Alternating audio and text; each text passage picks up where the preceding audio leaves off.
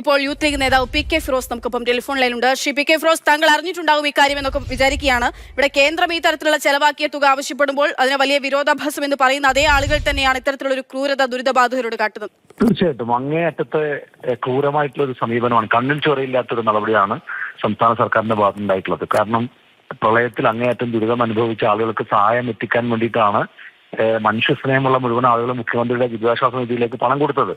ആ പണം തിരികെ വാങ്ങണം എന്ന ഉദ്ദേശത്തിലല്ല മുഖ്യമന്ത്രിക്ക് സഹായം നൽകിയിട്ടുള്ളത്.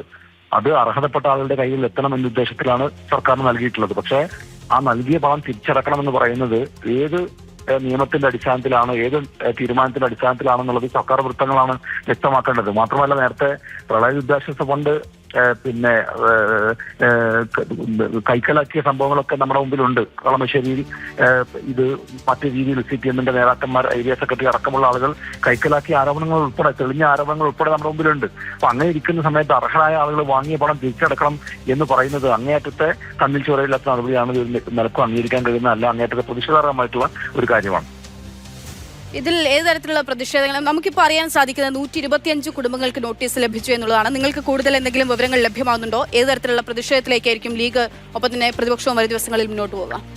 തീർച്ചയായിട്ടും പരസ്യമായ പ്രതിഷേധത്തിലേക്ക് ഇറങ്ങേണ്ടി വരും. കാരണം ഇപ്പോ മുഖ്യമന്ത്രിയുടെ ദുരിതാശ്വാസ ഫണ്ട് പ്രളയത്തിന്റെ കാര്യത്തിൽ മാത്രമല്ല, ഇപ്പൊ വയനാട്ടിലെ ദുരിതാശ്വാസ പ്രവർത്തനങ്ങളിൽ സർക്കാർ എടുക്കുന്ന സമീപനങ്ങളിൽ അങ്ങേയറ്റത്തെ പ്രതിഷേധമുണ്ട്. ഇതൊന്നും കൃത്യമായി ജനങ്ങളിലേക്ക് എത്തിക്കുന്ന കാര്യത്തിൽ സർക്കാർ പൂർണ്ണമായി പരാജയപ്പെട്ടു എന്നുള്ള കാര്യം നിരന്തരമായി സംസാരിച്ചുകൊണ്ടിരിക്കുന്ന ഒരു സമയത്താണ് നേരത്തെ വാങ്ങിയ ആളുകൾ തിരിച്ചടക്കണമെന്ന് സർക്കാർ പറയുന്നത്. ഇത് ഏത് നിലക്കാണ് സർക്കാർ ഇത്തരം ഒരു തീരുമാനം എടുത്തതെന്ന് മനസ്സിലാകുന്നില്ല. കാരണം ഇതൊന്നും സർക്കാരിന്റെ കയ്യിലുള്ള പണമല്ല. ജനങ്ങൾ ഈ ഇത്തരത്തിലുള്ള ദുരിതങ്ങൾ കാണുമ്പോൾ മനുഷ്യസ്നേഹമുള്ള ലോകത്തുള്ള മലയാളികൾ മുഴുവൻ മുഖ്യമന്ത്രി ദുരിതാശ്വാസ ഫണ്ടിലേക്ക് പണം നൽകിയിട്ടുണ്ട്. ആ പണമാണ് ഇത്തരം ആളുകൾ കൊടുത്തിട്ടുള്ളത്. അതാണ് ഇപ്പൊ തിരിച്ചടക്കണം എന്ന് പറയുന്നത്. ഒരു നിലക്കും അംഗീകരിക്കാൻ കഴിയുന്ന കാര്യമല്ല.